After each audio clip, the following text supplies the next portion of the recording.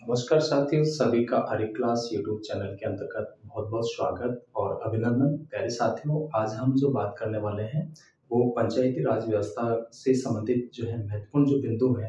पंचायती राज एक महत्वपूर्ण टॉपिक है और निश्चित रूप में जो है जो प्रतियोगी परीक्षाएं होती हैं उनमें यहाँ से क्वेश्चन पुटअप किया जाता है, पूछा जाता है। तो प्यारे साथियों देखिए, पंचायती राज जो व्यवस्था है और पंचायती राज व्यवस्था की जो महत्वपूर्ण जो बिंदु हम देख रहे हैं, इसमें एक तो पंचायती राज जो है वो किसका विषय है।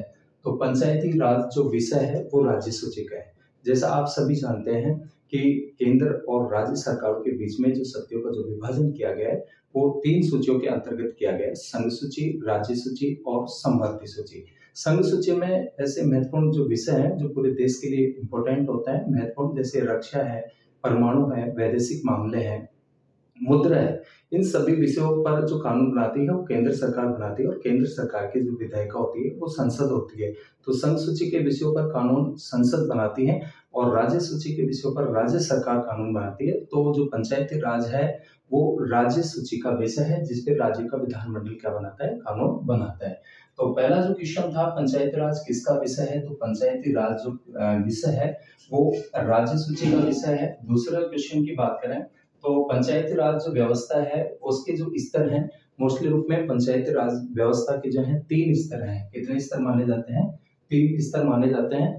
एक तो ग्राम स्तर, खंड स्तर और जो है जिला स्तर। तो ग्राम स्तर पे ग्राम पंचायत होती है, खंड स्तर पे पंचायत समिति होती है और जिला स्तर पे जो है पंचायत समिति होती है।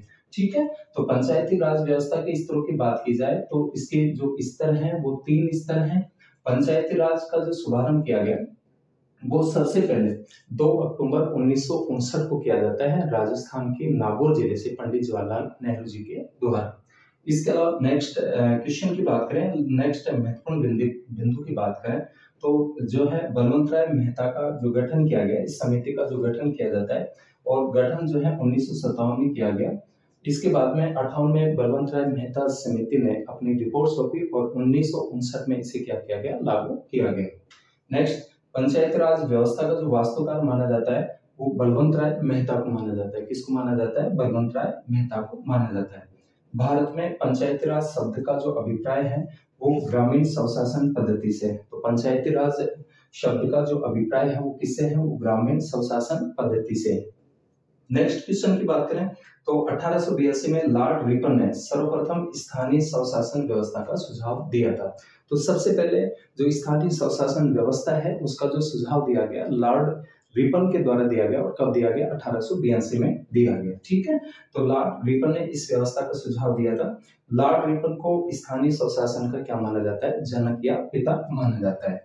ध्यान रखना, लॉर्ड रिपन को स्थानीय स्वशासन का जनक या पिता कहा जाता है। स्थानीय स्वशासन को लोकतंत्र की पाठशाला जो कहा वो लॉर्ड ब्राइस ने कहा था। तो स्थानीय स्वशासन को लोकतंत्र की जो पाठशाला जो कहा वो किसने कहा? लॉर्ड ब्राइस ने कहा। इसके अलावा भारत में पंचायती राज व्यवस्था जो प्रेरित है वो पूर्व सोवियत संघ से प्रेरित है। तो भारत में जो पंचायती राज व्यवस्था है वो कहाँ से प्रेरित है? वो सोवियत संघ से प्रेरित है।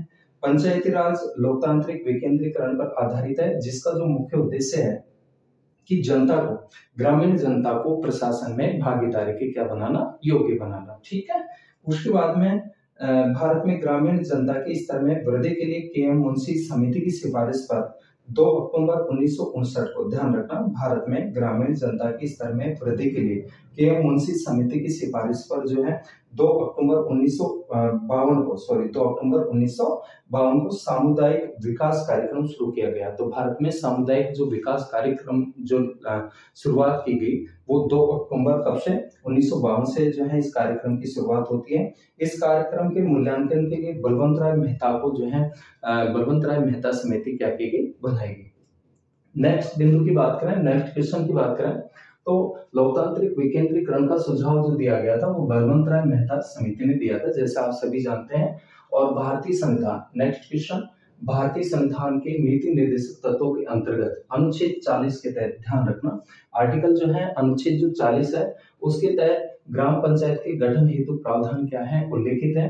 और 73वां संविधान संशोधन 1992 द्वारा पंचायतों को जो है संवैधानिक दर्जा प्रदान किया गया। तो पंचायतों को जो संवैधानिक जो दर्जा प्रदान किया गया वो कौन से संविधान संशोधन के द्वारा? 73वां संविधान संशोधन का 1992 के द्वारा। नेक्स्ट बिंदु की बात करें तो संवैधानिक दर्जा प्रदान करने की सिफारिश जो की गई, पंचायतों को संवैधानिक दर्जा प्रदान करने की जो सिफारिश जो प्रदान की गई वो LM सिंघवी समिति, जिसका गठन 1986 में किया जाता है, तथा PK थुंगन समिति 1988 ने इसकी क्या की थी? सिफारिश की थी। भारत में सर्वप्रथम पंचायती राज जो त्रिस्तरीय की जो शुरुआत है 2 अक्टूबर 1959 को होती है राजस्थान के नागौर जिले से, जो कि नेहरू जी के द्वारा उद्घाटन किया गया पंचायती राज व्यवस्था का। और पंचायती राज व्यवस्था को लागू करने वाला दूसरा जो राज्य है वो आंध्र प्रदेश है। कौन सा राज्य आता है? आंध्र प्रदेश राज्य आता है। और यहाँ पर जो लागू किया गया वो 11 अक्टूबर 1959 को जो है पंचायती राज व्यवस्था यहाँ के महबूब नगर जिले के साधनगर विकास खंड में जो है क्या होती है? लागू होती है। तो पंचायती राज व्यवस्था को लागू करने वाला दूसरा जो राज्य है वो कौन सा आता है? वो आंध्र प्रदेश आता है। 73वां संविधान संशोधन अधिनियम 1992 के द्वारा संविधान के भाग 9 के अंतर्गत अनुच्छेद 243 में कैसे नैतिक तथा 11वीं अनुसूची के तहत पंचायती राज की क्या की गई है? व्यवस्था की गई है, इसका उल्लेख किया गया है। और 11वीं अनुसूची में कुल 29 विषयों पर ध्यान रखना, 11वीं अनुसूची में 29 विषयों यानी जो कार्य क्षेत्र हैं, ऐसे 29 विषय हैं जिन पर विधि बनाने की जो शक्ति प्रदान की गई है वो ग्राम पंचायतों को प्रदान की गई है। ठीक है ना? 11वीं अनुसूची में कुल 29 विषयों यानी कार्य क्षेत्र का जो उल्लेख है जिस पर पंचायतों को विधि बनाने की शक्ति क्या की गई है? प्रदान की गई है। प्यारे विद्यार्थियों और प्रिय साथियों, महत्वपूर्ण क्लास है। निश्चित रूप में मैं आशा करता हूँ, उम्मीद करता हूँ कि आने वाली जो प्रतियोगी परीक्षाएं हैं उनमें यहाँ से निश्चित रूप में ये क्लास आपके लिए जो है लाभप्रद होगी, हम सबके लिए। तो अगर क्लास आपको अच्छी लगे, पंचायती राज व्यवस्था संबंधी जो महत्वपूर्ण बिंदु हैं वो अच्छे लगे हैं तो क्लास को लाइक, सब्सक्राइब और शेयर अवश्य करें। मिलते हैं ऐसी महत्वपूर्ण जानकारी के साथ में नेक्स्ट क्लास में। तब तक सभी साथियों का बहुत बहुत साधुवाद, धन्यवाद।